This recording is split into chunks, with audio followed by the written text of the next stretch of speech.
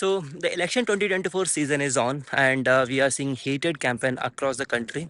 While two phases of the election have already been conducted, however, the voting percentage in these phases is abysmal.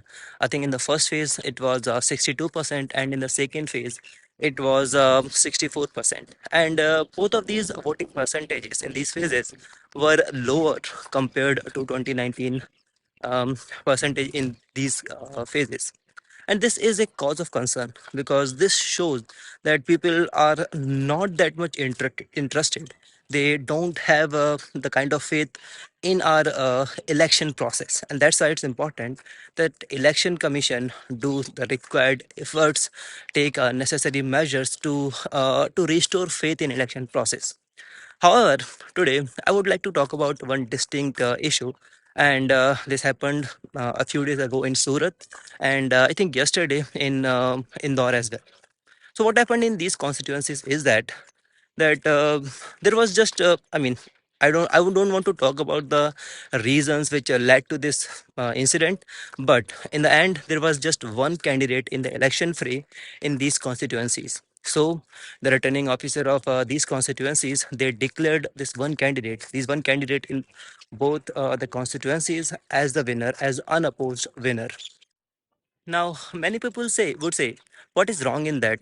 Anyway, there was just one candidate, and even if elections were conducted in that constituency, even if one voter would have voted towards this candidate, he would have won. That means this whole costly process of conducting the election could have been prevented, and the returning officers of these constituencies, they took the right decision. However, it is not just about conducting election, about saving cost. I mean, I agree that cost prudence should be there, but the right to vote is a far encompassing right that should not be curtailed just to save some money.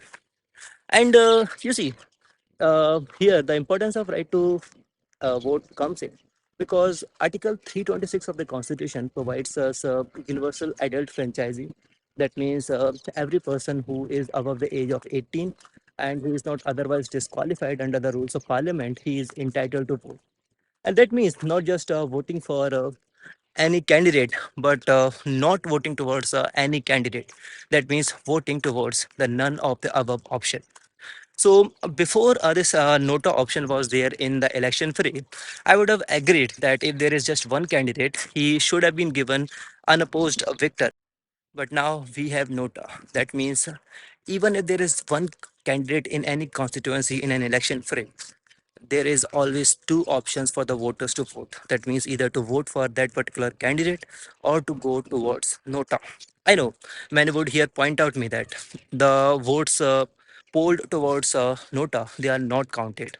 So in any case, if there is just one candidate, he would be given victor if there is only one vote polled towards him. I mean, I perfectly agree with this statement that the votes polled towards nota, they are not counted at present. However, this this voting towards nota is a constitutional right of a voter, and this constitutional right of a voter should not be taken away, should not be violated.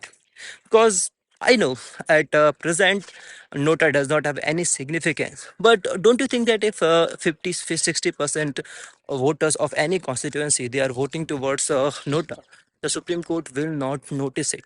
Because at the end of the day, we are a representative democracy, and if 50% or 60% of voters of any constituency, they do not want to represent any candidate, do you think that we are fulfilling the essence of representative democracy? And I think that's why it is important that the significance to nota should be given so that it matures and becomes a true instrument in democracy.